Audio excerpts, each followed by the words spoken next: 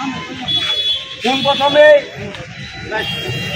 শিৱসাগৰৰ প্ৰত্যেক সৈনিকক ধন্যবাদ জনাইছোঁ।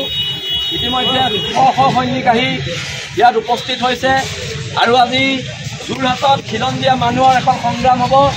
সেই সংগ্ৰামত আজি আমাৰ তিনিচুকীয়া জিলাৰ পৰাও অভিষেকৰ নেতৃত্বত বহুতো ল'ৰা আহিছে, বহুতো সৈনিক আহিছে, তাৰ বাবে ধন্যবাদ।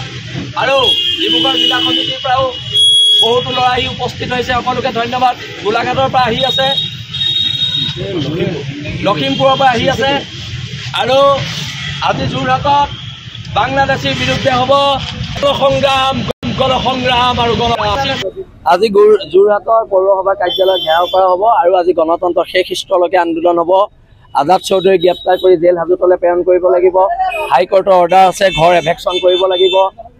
আৰু আজাদ চৌধুৰীয়ে খিলঞ্জীয়া মানুহক যে দম দিব পৰা হ'ল, এতিয়া আজাদ চৌধুৰীক পুলিচে গ্ৰেপ্তাৰ কৰিব নে বিল এছ চি থানা ল'ৰাই তাক ঘৰৰ পৰা ধৰি আনিব, সেইটো প্ৰশাসনে ডিচিশ্যন ল'ব।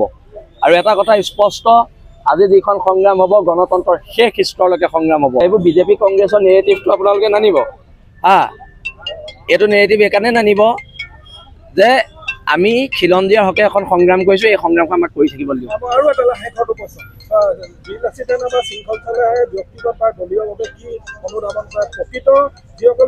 নাই নাই, সেইটো নহয়। প্ৰকৃত ভাৰতীয় নাগৰিকক হাৰাশাস্তি কৰিব নালাগে। অনা অসমীয়া মানুহৰ বিৰুদ্ধে এখন প্ৰতিবাদ হ'ব।